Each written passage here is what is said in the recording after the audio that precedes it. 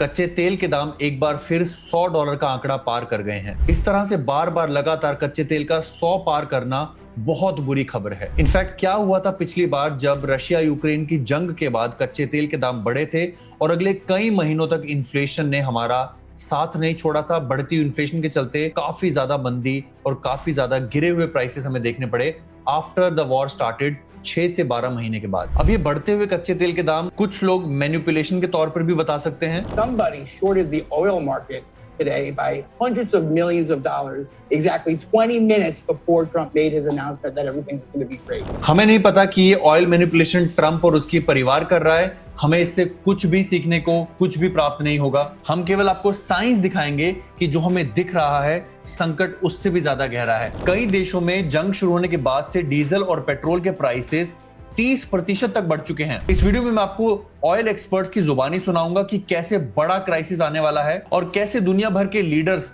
Already give up कर चुके हैं, अपने लोगों को पेट्रोल कम यूज करने के लिए कह रहे हैं। But before I start the video, nothing in this video is financial advice. इस वीडियो में मैं केवल आपको हाथ पकड़कर इकोनॉमिक्स सिखाता हूं ताकि आप स्टेप बाय स्टेप कदम बना सके, अपना पूरी व्यू रचना कर सके। और जो लोग कहते हैं कि हम लोग लकी रहे, हमने कोविड के समय पैसा बनाया, वो तैयारी कैसे करनी है यहाँ पर इस चैनल के माध्यम से आपको सिखाई जाएगी। तो प्लीज पहले चैनल को सब्सक्राइब कर लीजिए और वीडियो पसंद आएगी तो उसको लाइक करके केवल अपना छोटा सा योगदान दे दीजिएगा। We talk about commodities.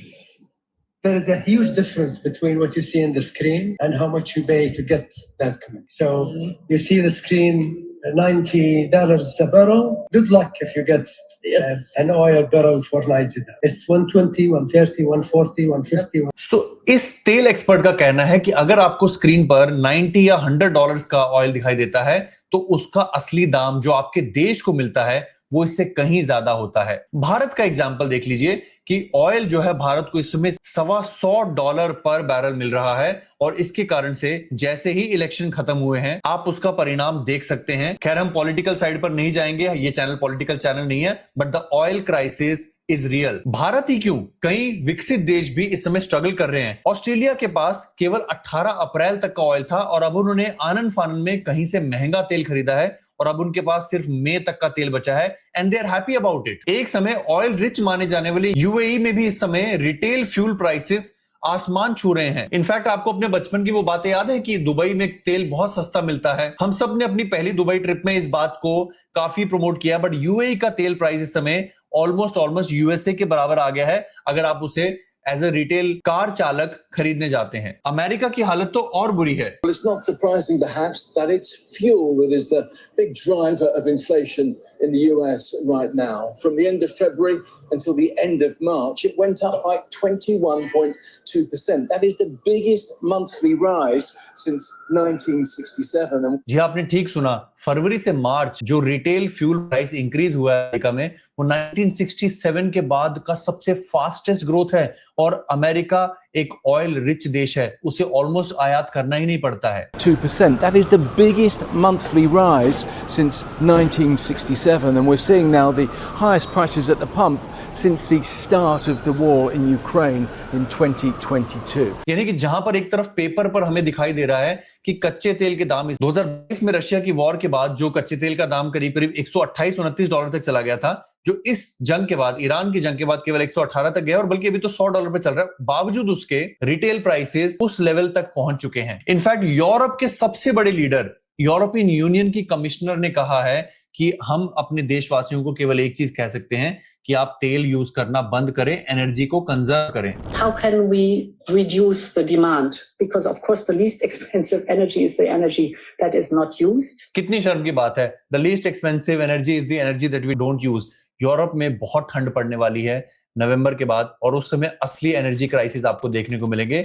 उल्टी घड़ी चालू हो चुकी है। बल्कि जैसा मैंने कुछ देर पहले बताया, यूरोप के सबसे ज्यादा प्रभावित देशों की सूची आपके सामने है। अधिकतर यूरोपियन देश जो हैं वहां पर पेट्रोल के दाम ऑलमोस्ट 5% से लेकर 25% तक बढ़ चुके हैं और अभी तो ये मार्च का आंकड़ा है, अप्रैल का डेटा बाहर नहीं आया है। और जब वहां पर ठंडी पड़ेगी, जब लोग तेजी से एनर्जी का कंजम्पशन करने लगेंगे अपने घरों को गर्म करने के लिए, तब आप देखेंगे ये एनर्जी क्राइसिस बहुत डीप जाने वाले हैं। इनफैक्ट विकिपीडिया पर एक पेज है 2026 Iran war fuel crisis. Wikipedia ने इसे ऑलरेडी एक कर दिया है और लिख दिया है जिन जिन देशों में एनर्जी संकट ऑलरेडी शुरू हो गया है। Ethiopia is experiencing a severe fuel crisis with 1,80,000 ton का fuel undelivered in recent weeks. Ghana, Kenya, Mauritius, Namibia, जहां की गवर्नमेंट ने फ्यूल लीवेज 50% तक कम कर दिया है। आने वाले दिनों में आप भारत में भी ये चीज देखेंगे। जैसे हमने बताया, अभी इलेक्शन खत्म हुए हैं और इलेक्शन होने तक सरकार को पेट्रोल पर 18 रुपए पर लीटर और डीजल पर 35 रुपए पर लीटर नुकसान हो रहा था, जो गवर्नमेंट इलेक्शंस तक